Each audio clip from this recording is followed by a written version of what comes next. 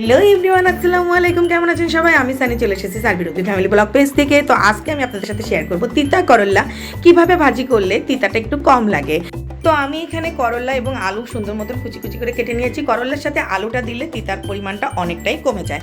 এখন আমি করল্লার আলু কুচিটা খুব ভালো করে ধুয়ে নিব। ধুয়ে তারপরে সুন্দর মতন আমি এটার পানিটা ঝরিয়ে নিব।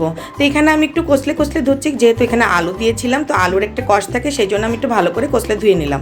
তো এই যে আমি এখন পানিটা ঝরিয়ে নিব। তারপরে আমি এখানে সামান্য পরিমাণে লবণ দিয়ে খুব সুন্দর করে মাখিয়ে রাখবো। কিছু সময় মাখিয়ে রাখলে করল্লার তিতাটা অনেকটাই কমে যায়। অনেকেই বলেন যে করল্লা অনেক নাড়াচাড়া করলে নাকি করল্লার তিতা আরও বাড়ে। এটা সম্পূর্ণই ভুল কথা। আপনি কড়াইতে দেওয়ার পরেও আপনি বারবার নাড়লেও আপনার কখনোই করল্লার তিতাটা বাড়বে না।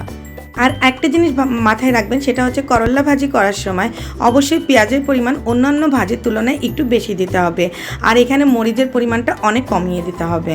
যেহেতু আমি আগেই লবণ দিয়ে রেখেছিলাম, তাই আমি এখন এখানে লবণটা অ্যাড করব না। আমি সামান্য পরিমাণে একটু হলুদ অ্যাড করেছি। হলুদটা অনেকেই অ্যাভয়েড করেন, বাট আমি একটু হলুদ দিলে আমার কাছে খুব ভালো লাগে, কারণ আমার কাছে করল্লা সাদা সাদা থেকে কালারটা আমার পছন্দ না। তো এই যে খুন্তির সাহায্যে বারবার নাড়ার পরে আমি দেখলাম যে আমার করল্লা ভাজিটা অলমোস্ট হয়ে গিয়েছে। তো এইভাবে ভাজি করে আপনিও ট্রাই করে দেখতে পারেন, তিতাটা অনেক কম লাগে। তো এই যে রেডি হয়ে গেল আমার করল্লা ভাজি। সবাই ভালো থাকবেন, আল্লাহ হাফেজ।